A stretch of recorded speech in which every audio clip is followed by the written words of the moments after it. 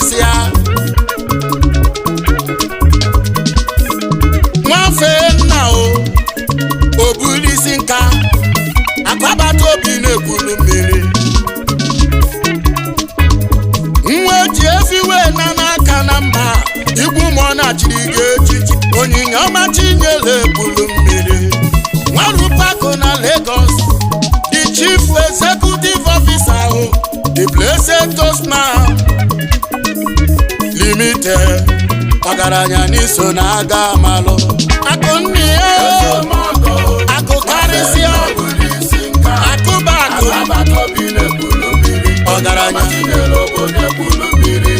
AKUNNAYA